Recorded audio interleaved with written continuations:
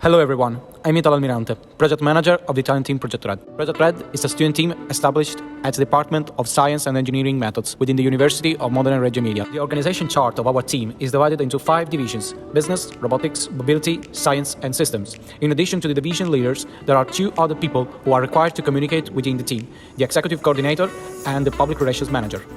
The primary reason for proposing the team to the challenge is to face passionate and highly skilled engineers and improve our abilities and expertise, as well as get the visibility our department, our city and our members deserve. We aim to reach the level of the top 5 team in a couple of years. To get prepared to the remote competition, we split the team in 2 separated groups, one for navigation and one for maintenance.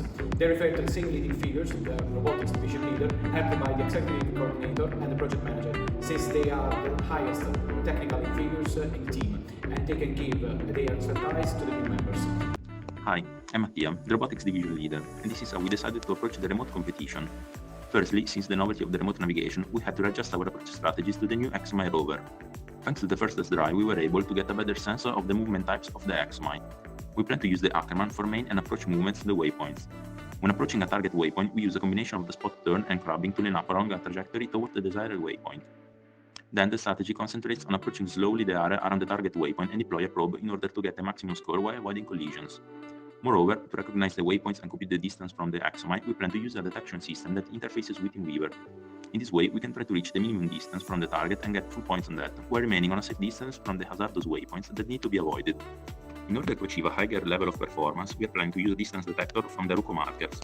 We are testing it on our smart cameras interfaced with ROS and RTAC boxes which we have built on our own. By the knowledge of the moon yard and landmarks positions and orientation, we can get a more accurate localization to deploy the probes and avoid dangerous landmarks.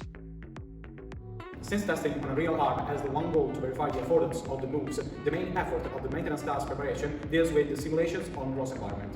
We started from the software which worked at the last ERC 2022. Then we implemented only testing interfaces and routines, so we can do a faster and more effective response to the release of the new rules. From the study of maintenance objectives, we assumed the importance of 3 main features. The first is the localization in the environment through the scan of the Aruco markers. Then, from those moves, all the other routines there are. The second is the division of the environment zones, which are the front, the left, the right, and the floor. In this splitting, overlap moving routines and environment interactions is less probable.